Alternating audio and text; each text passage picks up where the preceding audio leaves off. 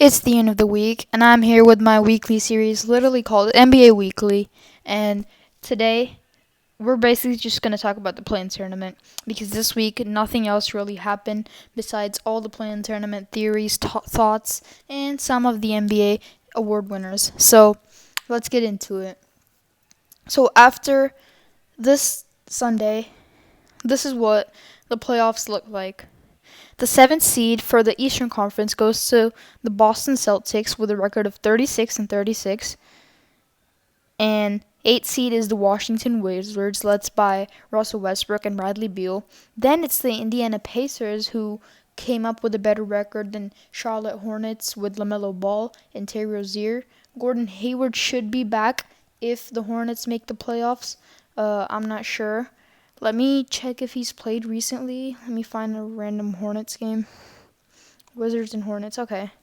In this game, Westbrook dropped 23 points, 10 assists. Okay, and 15 rebounds. Wow. Gordon Hayward, I believe, is... Nope, he's not back yet. Yeah, he should be back if the Hornets make the playoffs out of the play-in tournament. He should be back during the playoffs. But the first seed goes to the Sixers, second to the Brooklyn Nets, only one game behind. Then the Bucks with the third seed. The New York Knicks finally making the playoffs, and this time as a top 4 seed. Man, that's a good comeback. Hawks actually finally making the playoffs as well as a 5th seed. Miami as a 6th seed. And these are the 6 teams that have clinched a playoff position. So let's see. In the Celtics and Wizards game, most likely Celtics are projected to win. So say Celtics win that game.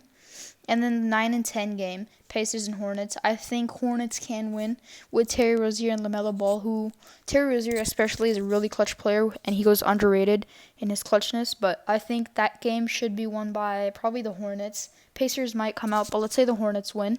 So the Pacers are directly eliminated, and then it would be Celtics clinch the 7th seed, and then Wizards and Hornets would battle for the 8th seed.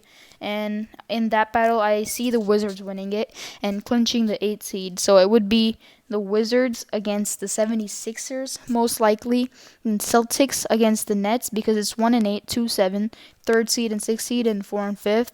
And then it would obviously be the Knicks and the Hawks, and Bucks and Heat.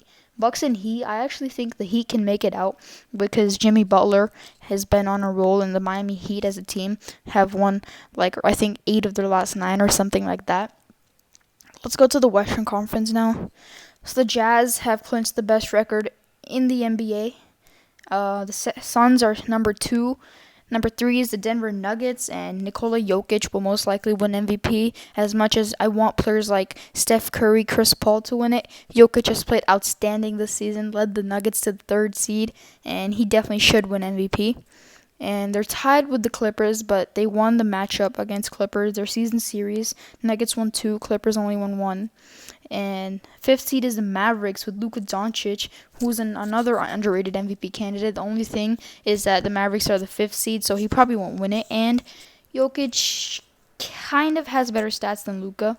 Number 6, another team that has clinched the playoffs after barely making it in to the play-in tournament last year in the bubble is the Portland Trailblazers, led by Lillard, McCollum, and Carmelo Anthony, who's now top 10 in the all-time scoring list. And then the play-in tournament is super fun here. It's going to be the Lakers against the Warriors on Thursday, I believe, or Wednesday. Yeah, Wednesday. No. Yeah, it's Wednesday. Yeah, Lakers and Warriors on Wednesday. That's going to be really fun watching Curry go against LeBron. Curry just shot 46 points today to get the 8th seed ahead of the Memphis Grizzlies, who lost today against the Warriors. Then the 10th seed, the team that's making it to the play-in tournament, actually, not the playoffs just yet.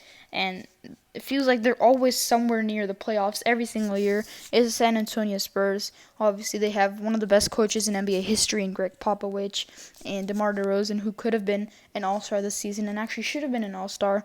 And the Pelicans fall just short, and so do the Sacramento Kings, who feel like they have a curse on them. They haven't made the playoffs in 1,800 years before the world was created. It's been so long.